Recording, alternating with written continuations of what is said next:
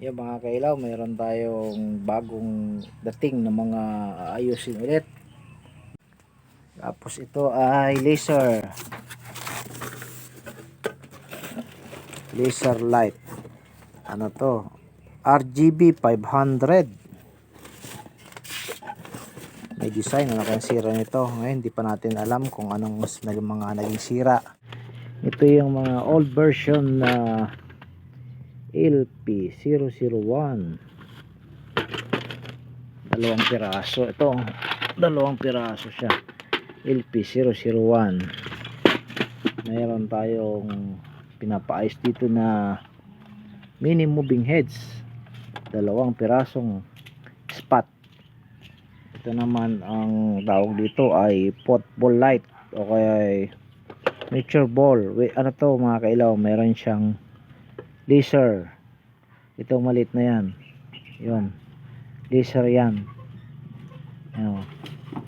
Ito naman mga lens na yan. Ito ang mga lead. Mga lead yan. Ano yan? Ang kulay niyan ay RGB. Ito naman nasa gitna. Yan. Ito. Ano yan? White na LED. Ang effects po niyan ay strobe. Ang combination po nito, bali umaabot po yan ng tatlong effects. 3-in-1 ang tawag. RGB na LED. Ito naman ay laser. Saka may strobe light. Meron na rin akong tinesting nito. Nasa Reels Facebook page. Andun yung demo niya. Ito naman ang LS90 na moving heads. Mga mga old version na rin siya. Kasi karamihan ngayon mga lumalabas na mga mayroon ng 90 watts, 120 watts at 150 watts na LED na moving heads. Mas magaganda na po yung mga lumabas ngayon. Pero ito dati, maganda na po ito. Mayroon din yung prism. Yan, ito naman ang slim par. Maganda rin ang kahan nito mga kailaw.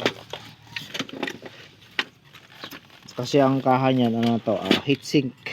Tapos meron po siyang meron na po siyang link. Ayan. Yung lumabas po kasi ngayon mga bago, ang harap niya ay kulay white na, hindi ito. White na ang ilaw niya, new version. Ngayon magkaiba na sila ng slide control. Ito may Christmas light din. Saka ito, ayan. Warm white. Paayos din sa atin. Kailangan po natin ng busisi ditong isa-isahin. 'Yon.